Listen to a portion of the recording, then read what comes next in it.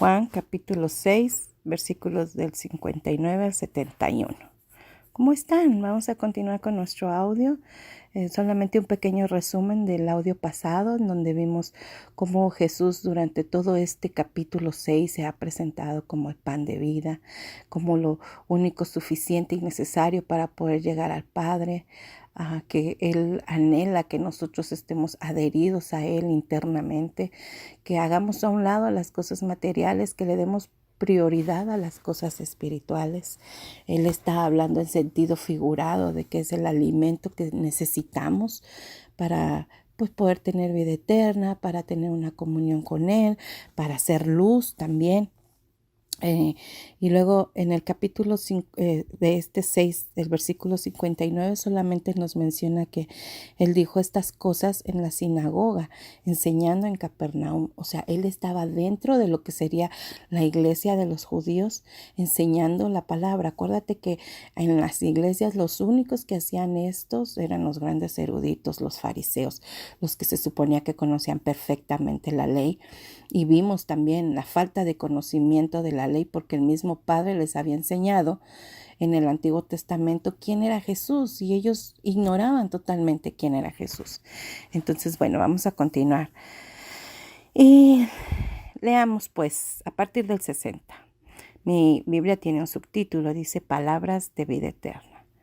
Al oírlas, muchos de sus discípulos dijeron: dura es esta palabra, ¿quién la puede oír? Sabiendo Jesús en sí mismo que sus discípulos murmuraban de esto, les dijo: ¿esto os ofende? Pues ¿qué si vierais al Hijo del Hombre subir donde estaba primero? El Espíritu es el que da vida, la carne para nada aprovecha. Las palabras que yo os he hablado son espíritu y son vida. Pero hay algunos de vosotros que no creen, porque Jesús sabía desde el principio quiénes eran los que creían y quién le había de entregar. Y dijo: por eso os he dicho que ninguno puede venir a mí si no le fuere dado del Padre. Desde entonces muchos de sus discípulos volvieron atrás y ya no andaban con él. Dijo entonces Jesús a los 12: ¿queréis acaso iros también vosotros? Le respondió Simón Pedro: Señor, ¿a quién iremos? Tú tienes palabras de vida eterna, y nosotros hemos creído y conocemos que tú eres el Cristo, el Hijo de Dios viviente. Jesús les respondió: ¿no os he escogido yo a vosotros los 12 y uno de vosotros es diablo? Hablaba de Judas Iscariote, hijo de Simón, porque este era el que le iba a entregar y era uno de los 12. Bueno, pues está fuerte la culminación de este capítulo. Vamos a verlo paso a paso. Vamos a ver lo que dice el versículo 60. Dice: al oírlas, muchos de sus discípulos dijeron: dura es esta palabra. Acuérdate que Jesús estaba exponiendo dentro de la sinagoga. Y esta expresión, dura es esta palabra, que nos dice en el versículo 60, muchos decían eso. O sea, estamos hablando de que no solamente Jesús había escogido a 12 de ellos, sino que muchos se habían agregado al grupo, pues para aprender de él, por lo que escuchaban de él. Ellos querían conocer más. Y también dice la Biblia que conforme iban pasando los días, más gente se iba agregando a este grupo. Pero ¿por qué era tan duro y difícil de aceptar lo que Jesús les decía? Porque ellos mencionan: dura es esta palabra. Es una expresión diciendo: ¿quién va a poder con algo así? ¿Quién va a aceptar algo así? ¿Quién va a hacer algo así? Bueno, pues vamos a recordar que los judíos tenían leyes para absolutamente todo. Estas leyes no eran totalmente puestas por Dios. Ellos mismos como comunidad se habían hecho de sus propias leyes. Pero algunas de ellas se habían olvidado de lo que nosotros conocemos como la gracia, el favor de Dios, la misericordia de Dios, y eran muy exigentes. Acuérdate lo que hemos platicado. Los fariseos lo único que hacían era mostrar ante el público que ellos eran santos, puros, buenos, los mejores ante los ojos de Dios, y la demás gente pues no lo merecían ni el piso por donde caminaban. A pesar de que Dios había dejado únicamente 10 mandamientos, ellos como comunidad se hicieron muchas otras leyes. Es como nosotros en nuestros países. diferentes, inclusive municipios, hay ciertas leyes que se tienen que respetar como comunidad. Es lo mismo aquí. Pero ellos tenían otras 613 o 615 aproximadamente, aparte de los 10 mandamientos que Dios había hecho, como preceptos para poder vivir pues en comunidad y tranquilamente y supuestamente bien ante los ojos de Dios. Obvio es que Dios, conforme iba pasando y viendo la necesidad del pueblo, Él también decía, ya no quiero que hagan esto o no quiero que hagan el otro, y daba sus razones. Inclusive 29 de los preceptos, estos que te acabo de decir, de los 600 y tantos, 29 de ellos son dietéticos, o sea, hablan de la comida. Ellos piensan que Dios es el único que quita la vida. Así que establecen un proceso de santificación llamado Shehita, no tengo idea si lo pronuncio bien, Shehita, para poder sacrificar a los animales, en la cual, sobre todo por la sangre, vamos a hablar de la sangre, en la cual en este proceso es esencial extraer toda la sangre del animal. Ellos le llaman un proceso kosher o kosher.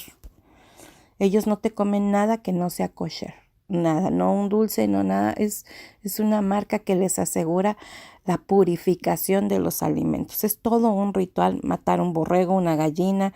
Yo me acuerdo cuando mi abuela mataba las gallinas, les descabezaba y les dejaba desangrarse, pero pues a veces no era del todo. ¿Y por qué ellos hacían esto? Pues es que para ellos la carne representa la muerte y la leche representa la vida.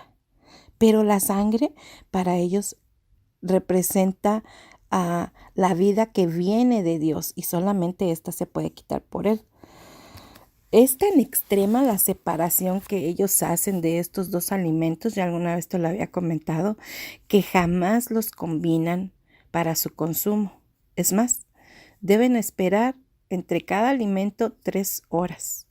Es decir, si ahorita te echas una rachera, no puedes comer nada que sea lácteo hasta dentro de 3 horas y jamás combinarlos. Esto lo hacen pues por reverencia, por respeto, porque ellos reconocen lo que Dios estaba diciendo en su palabra, que vamos a ver un poquito más adelante. A nosotros nos parece, pues, no nos parece mal o anormal echarnos unos taquitos de moronga. Personalmente no me agradan, la he probado, no sabe mal, pero nomás de pensar que es sangre, ya no quiero. O le llaman morcilla también, ¿no? O no nos es escandaloso ver sangre en los filetes. Algunas personas comen el filete, van a los restaurantes y les preguntan que cómo quieren la carne y pues dicen roja, término medio o bien cocida. Yo no puedo comerme la roja así, cortarla y ver la sangre. No puedo, pero mucha gente lo hace y no les es anormal. Solo, incluso pues nomás le ponen salecita y ajito y con salsita y va para adentro, ¿no? Pero para los judíos la sangre era la fuente de vida que provenía de Dios, mientras que para los otros pueblos la sangre tenía poderes mágicos, inclusive curativos, así que la consumían ritualmente. En Roma, por ejemplo, los gladiadores tenían la práctica de ir a consumir la sangre de sus oponentes ya vencidos, obvio, o sea, ya cuando los mataban, iban y se despachaban su vaso. Así evitarían las enfermedades, según ellos, como la epilepsia. Yo pienso que más bien después de esas clases de guerras tan tormentosas y que se golpeaban tanto, pues físicamente quedaban mal, ¿no? Y inclusive con coágulos en la cabeza de tanto golpe, y por eso tenían ataques de epilepsia, y ellos pensaban que si se tomaban la sangre de su oponente iban a poder evitar la epilepsia. Esto era normal. Era como parte de la vida diaria. Yo te estoy hablando del año 500 aproximadamente antes de que Cristo viniera a la tierra. O sea, era algo común. Los pueblos no solo consumían sangre humana, también de palomas y de tortugas y algunos otros animales. Y lo que para nosotros serían los mentados vampiros, eso hacían ellos, ¿no? Como verás, aparte de asqueroso, pues es muy supersticioso, ¿no? Lo que lo hacía, pues suficiente para que Dios lo prohibiera. En el libro de Levítico 17, en el versículo 10 y 11, Dios dice por qué. Mira, vámonos a Levítico, está en el Antiguo Testamento, es como por el cuarto libro, y dice, si cualquier varón de la casa de Israel o de los extranjeros que moran entre ellos comiere alguna sangre, yo pondré mi rostro contra la persona que comiere sangre y la cortaré de entre su pueblo. O sea, Jehová está diciendo, cualquiera de ustedes que sea parte del pueblo de Israel, que viva con los israelitas, que conviva con mis leyes, consume sangre, pues ¿qué creen? Los voy a apartar de ahí, o sea, los voy a quitar de raíz porque está prohibido. Y varias razones, ¿no? Podemos pensar que por la superstición, pero leamos más adelante, dice el 11, porque la vida de la carne en la sangre está, o sea, Dios les está diciendo, tu vida, tú estás vivo porque tienes sangre, por eso estás vivo. Y yo os la he dado para hacer expiación sobre el altar por vuestras almas. Yo les estoy dando la sangre, por ejemplo, de los animales, para que ustedes vayan y hagan sobre el altar sus rituales para pedir perdón de sus pecados. Acuérdate que ellos necesitaban hacer un sacrificio para pedir perdón. Alguna vez ya lo platicamos, que precisamente en el libro del Levítico había necesidad, o la hojeamos nada más, esa parte del libro, en donde veíamos que se necesitaba qué clase de animal y qué tipo de pecado era el que querías tú que Dios te perdonara. Y entonces ellos tenían que hacer pues este ritual, este sacrificio. Y entonces Jehová aquí les está diciendo, yo te he dado los animales para que hagas los sacrificios, no para que te bebas la sangre. Y luego dice, y la misma sangre hará expiación de la persona. O sea que esta sangre se va a ocupar si es necesaria, pero únicamente para perdón de tus pecados. Nada más, tú no la puedes consumir. Por eso es que él dice, yo te la estoy dando porque la necesitas. Necesitas hacer un sacrificio para que yo perdone tus pecados. Pero está totalmente prohibido que ellos consumieran sangre. Entonces, el proceso que te acabo de mencionar de purificación de la sangre, o que le llaman ellos kosher, es básicamente asegurarse de que los animales estén pues bien limpios de cualquier rastro de sangre, ¿no? Entonces, lo que podemos ver es que ellos trataban también pues de seguir lo que Dios les había mandado. Entonces aquí nos hace en este capítulo de Levítico, nos hace mención de que la vida está en la sangre, y lo que hace que los judíos hasta el día de hoy respeten este mandato. O sea, después de tantos años, tantos siglos que han pasado, ellos siguen sin poderte probar una gota de sangre. Ahora podemos comprender por qué se escandalizaban tanto al escuchar a Jesús. Mira, regresemos a nuestra Biblia, al capítulo 6. Vamos a leer el versículo 61 y 62. Dice, sabiendo Jesús en sí mismo que sus discípulos murmuraban de esto, les dijo, ¿esto os ofende? Pues ¿qué si vierais al Hijo del Hombre subir a donde estaba primero? Jesús les aclara que aún no han entendido y hasta les cuestiona, ¿qué pasaría si viesen subir al cielo un cuerpo, mi cuerpo, es decir, carne, sangre y huesos, directamente de donde vino, del mismo cielo? Esto es sumamente escandaloso, porque como te dije, la carne les representaba la muerte. Para ellos esto era algo grotesco, estaba totalmente fuera de lugar de lo que ellos habían aprendido de sus antepasados. Como vimos en el audio pasado, muchas de sus enseñanzas estaban erróneas porque estaban todas las leyes obligadas, todo era obligado, todo era al extremo. Mira, vamos a ver lo que dice el 663. El espíritu es el que da vida. La carne para nada aprovecha. Las palabras que yo os he hablado son espíritu y son verdad. Jesús les aclara una vez más, yo no estoy hablando del cuerpo, de la carne. Yo les hablo del espíritu. Les aclara las palabras que les he dicho son espirituales y vida eterna y una vida aquí en la tierra, tomados de su mano para enfrentar las tribulaciones. Ellos no entendían, por eso les sonaba tan escandaloso cuando Jesús les mencionó, el que no me come y no bebe mi sangre, era como, ¿qué? Eso es terrible para mí, pero Jesús no estaba hablando literalmente, es lo que hemos estado viendo por lo menos en los últimos 4 audios.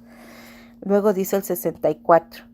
Pero hay algunos de vosotros que no creen porque Jesús sabía desde el principio quiénes eran los que no creían y quién le había de entregar. Y dijo, por eso os he dicho que ninguno puede venir a mí si no le fuere dado por el Padre. Jesús en su soberanía sabía que uno de ellos le entregaría. Aquí está hablando de Judas Iscariote. Iscariote no es su apellido, es del lugar de donde él procedía. Antes, pues para reconocerse se decía, yo soy Lili, Lili la naucalpancense, que vengo de Naucalpan. No sé, tú serás de Tlalnepantlense, algo así, ¿no? Para poder reconocer a la gente. Entonces aquí pues él estaba hablando de Judas Iscariote y nos reitera que es el Padre quien nos lleva a Jesús. O sea, no es yo, Lili, quise y fui a Jesús, no. Es el Padre utilizando todas las circunstancias de mi vida las que me hacen querer transformar lo que tengo, darme cuenta que yo no quiero esta vida, que esta vida no me satisface, pero fue el Padre el que hizo un camino para que yo pudiera llegar a Jesús. Así que nuestras oraciones por los que amamos deberían ser rogando al Padre que Él sea quien se apiade de ellos y les lleve a los pies de Cristo para su salvación, porque a veces oramos a Dios diciendo, ay Dios mío, te pido por mi hijo que entienda, Dios mío, que él aprenda, que él comprenda, que él se dé cuenta. No debemos orar así. Lo que Jesús nos está diciendo es que es el Padre que los lleva. Nuestra oración debería ser decirle al Padre, ten misericordia de mi hijo, está perdido. Solamente tú y Jesús lo pueden alcanzar y recuperar. Haz un camino para él, llévalo directamente a Cristo. Y esta sería la forma en la que nosotros deberíamos de pedir a él. Luego dice el 66, desde entonces muchos de sus discípulos volvieron atrás y ya no andaban con él. Cuando yo leí esta parte pensé, ¡ay! ¡Qué tontos! Abandonaron a Jesús. Yo no lo hubiera hecho. O sea, yo me habría quedado con él. Es Jesús mismo. Pero en base a todo lo que te he platicado atrás, de lo que ellos creían, de lo que representaba la sangre, podemos comprender por qué ellos le rechazan de esta forma, ¿no? Y más adelante lo vamos a ver. Pero mira, vamos a ver lo que representa seguir a Jesús. Y vamos a verlo, obviamente, pues bíblicamente hablando. Y quiero que busques el libro de Efesios. El libro de Efesios está en el Nuevo Testamento, capítulo 5, versículos, el 1 y el 2 vamos a leer. Dice, por tanto, imiten a Dios como hijos muy amados y lleven una vida de amor, así como Cristo nos amó y se entregó por nosotros como ofrenda y sacrificio fragante para Dios. ¿A poco no esto está padrísimo? No, pues hasta allí yo sí quiero. Yo sí soy cristiana, yo sí soy una seguidora de Jesús, yo sí estoy de acuerdo con lo que está diciendo. Está fácil de boca, está fácil de palabra, pero sigamos leyendo. Vamos a leer hasta el 14. Entre ustedes ni siquiera debe mencionarse la inmoralidad sexual, ni ninguna clase de impureza o avaricia, porque eso no es prohibido del pueblo santo, no es propio del pueblo santo de Dios. Tampoco deben hacer palabras indecentes, conversaciones necias ni chistes groseros, todo lo cual está fuera de lugar. Haya más bien acción de gracias, porque pueden estar seguros de que nadie que sea avaro, es decir, idólatra, inmoral o impuro, tendrá herencia en el reino de Cristo y de Dios. Hay otra versión que nos dice, nadie que sea avaro. Avaro quiere decir que ame el dinero, que idolatrice el dinero. Es lo que dice otra versión. Luego el versículo 6, que nadie los engañe con argumentaciones vanas, porque por esto viene el castigo de Dios sobre los que viven en la desobediencia. Así que no se hagan cómplices de ellos. No, yo ya estoy tragando saliva aquí, atorada. Porque ustedes antes eran oscuridad, pero ahora son luz en el Señor. Vivan como hijos de la luz. El fruto de la luz consiste en toda bondad, justicia y verdad. Y comprueben lo que agrada al Señor. No tengan nada que ver con la obra infructuosa de la oscuridad, sino más bien denúncienlas, porque da vergüenza aún mencionar lo que los desobedientes hacen en secreto. No, pues ya se me subió la presión. Pero todo lo que la luz pone al descubierto se hace visible, porque la luz es lo que hace que todo sea visible. ¿Quién habíamos dicho y quién dice Juan que es la luz? Pues Jesús mismo. Por eso se dice, despiértate, tú que duermes, levántate de entre los muertos y te alumbrará Cristo. No, pues aquí ya me sentí como los que se fueron. Porque los primeros 2 capítulos están muy bonitos, están, hay bien de música de fondo, de tra, la, sí, en amor, todo para Cristo, sí, está muy bien, pero ya cuando empecé a ver lo que significaba ser hijos de luz, o sea, hijos de Jesús, pues ya empecé a tragar saliva, porque, ya no me gustó tanto ser hija de luz, la verdad. Quiero ser muy honesta contigo, a lo mejor me estoy echando la soga al cuello con esto que te estoy diciendo, porque muchas de las cosas que se exponen aquí, yo las practico. Humanamente soy incapaz de dejarlas, porque pues vergonzosamente me gustan. Y aunque intelectualmente ya entendí que no las debo practicar, mi carne no solo las quiere, sino que las disfruta.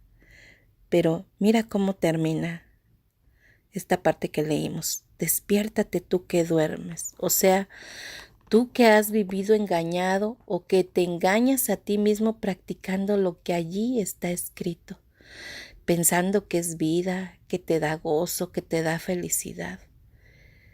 Tengo que despertar y darme cuenta que el alcoholismo no me lleva a la felicidad, que la envidia no me lleva a la felicidad, que el rencor no me hace feliz. Al contrario. Y luego dice, levántate de los muertos.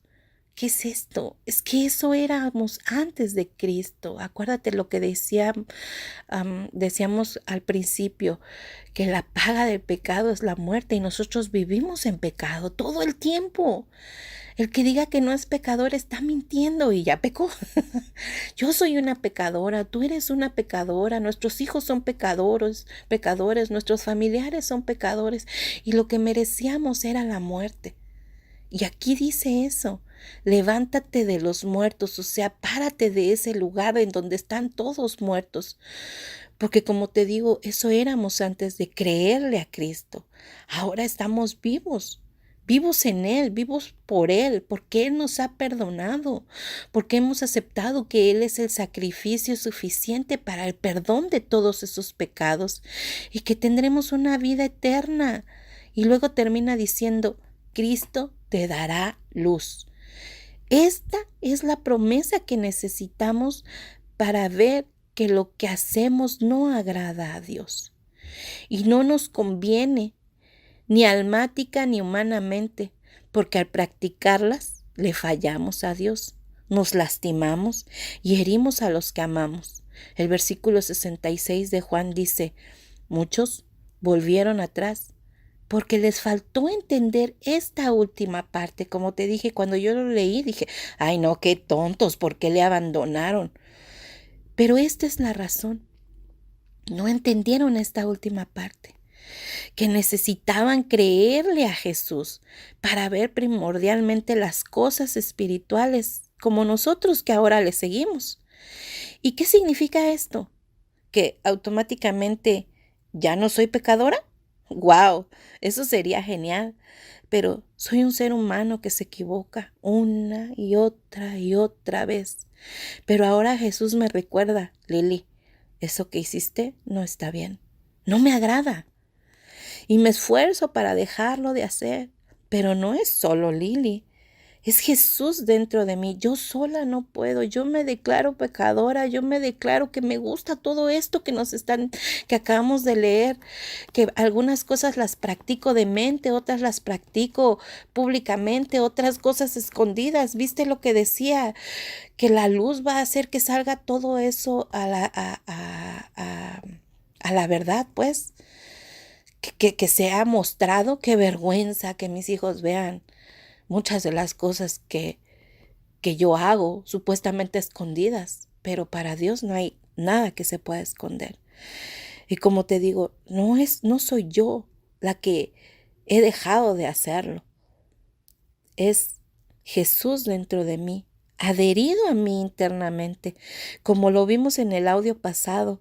Estás tan dentro de mí y yo tan dentro de ti, Jesús, que ya no puedo hacer las cosas sin ti, que ya no puedo faltarte, que ya sin que que no me venga a la mente, esto estuvo mal. Yo sola no podría. Yo necesito de la presencia de Jesús para poder dejar hacer esto. Y esta gente que le abandonó, muchos de sus seguidores, como leímos en el versículo 66, fue por esta razón, porque no le creyeron, porque no entendieron que Jesús les hablaba espiritualmente. Mira, vamos a ver qué sigue la lectura en Juan 67, 6:67. Dice, dijo entonces Jesús a los 12, ¿queréis acaso iros también vosotros? Le respondió Simón Pedro, Señor, ¿a quién iremos? Tú tienes palabras de vida eterna. Y nosotros hemos creído y conocemos que tú eres el Cristo, el Hijo del Dios viviente. ¿Sí notas la diferencia? Bueno, notan, estoy hablando en singular, pero ¿sí notan la diferencia? Pedro hace mención de lo que se necesita, de lo que marca un parteaguas, de la diferencia de los que se fueron y no creyeron, de lo que les hizo falta a estos. Tú eres el Cristo. Eso les hizo falta, reconocer que Jesús era el Cristo, el Hijo del Dios viviente. Eso hace la diferencia entre nosotros y las personas que no han aceptado a Jesús. Eso es la diferencia que se necesita para poder dejar de hacer lo que a Dios no le agrada, aunque a mi carne lo quiera. Eso me hace comprender que es Dios mismo quien me va a ayudar a vencer la tentación, a darme cuenta de cuando estoy equivocada y como dijimos, arrepentirnos, y arrepentirse es no querer volver a hacer lo mismo. Es como voltear un calcetín de un lado al otro. totalmente. Luego dice el versículo 70. Jesús les respondió: ¿no os he escogido yo a vosotros los 12 y uno de vosotros es diablo? O sea, aquí Jesús le está contestando a Pedro, no, pues es que nosotros, ¿qué crees que te escogimos? O sea, nosotros vamos a ti porque reconocemos que eres el Hijo de Dios. Y Jesús le dice, pues yo fui quien los escogió a ustedes y uno de ustedes es diablo. 71. Hablaba de Judas Iscariote, hijo de Simón, porque este era el que le iba a entregar y era uno de los 12. Una vez más, se nos muestra que Jesús es omnisciente, o sea, que conoce todas las cosas en los 3 tiempos, pasado, presente y futuro. Y solo Dios tiene este atributo. Entonces, esta última parte era una señal también para ellos. El hecho de que Jesús supiese el pasado, el presente y el futuro marcaba que Él era omnisciente. Y eso, como te dije, solamente pues lo tiene Dios, ¿no? Vamos a orar. Que Dios nos ayude, ¿te parece? Padre, te damos las gracias, Dios, por la oportunidad que tenemos de aprender de tu palabra. Gracias, Dios, porque tu Hijo Jesús está adherido a nosotros. Él nos ha dicho que cuando le aceptamos y le reconocemos como tu Hijo, no solo viene a morar en nosotros, sino que tú también, Padre, vienes a ser morada. Y tu Espíritu Santo ahora nos guía. Hay muchas cosas, Señor, que no entendemos y nos parecen escandalosas, Señor, porque no queremos dejar de hacerlas, porque nos gustan. Seguirte, Señor, pareciera difícil, pareciera que nos das una lista imposible para realizar. Pero con tu fuerza, con tu palabra, con tu compañía y con tu protección y dirección, podemos ser cada día más como tú. Jesús, perdona nuestros pecados. Padre, perdona nuestras faltas por el sacrificio de Jesús que ha hecho en la cruz. Tú dices, Señor, que se necesita derramamiento de sangre para el perdón de los pecados, que haya un sacrificio. Y nuestro Señor Jesús ya lo hizo. Por medio de ese sacrificio queremos que nos perdones de esta larga lista, Padre. Perdónanos de las cosas que nos agradan y que a ti no te agradan. Ayúdanos, Señor, que lo que entendemos con la mente, intelectualmente, lo podamos comprender en nuestro corazón, que nuestra alma y nuestro espíritu estén conectados a ti de tal forma que nos hagas reconocer lo que no te agrada. Ayúdanos, Dios, a aprender más de ti, a poder compartir con la gente que amamos todo lo que tú nos has enseñado. Gracias por este tiempo, gracias por el internet que hace posible que podamos estar en comunicación unos y otros y también contigo. Gracias por tu palabra, gracias porque nos das luz. Y ahora, como hijos de luz que queremos ser, te honramos, Padre. Y todo esto lo pedimos y damos gracias en el nombre de tu Hijo Jesucristo, a quien nosotros reconocemos como el Salvador y como tu Hijo. Gracias, Señor. Amén.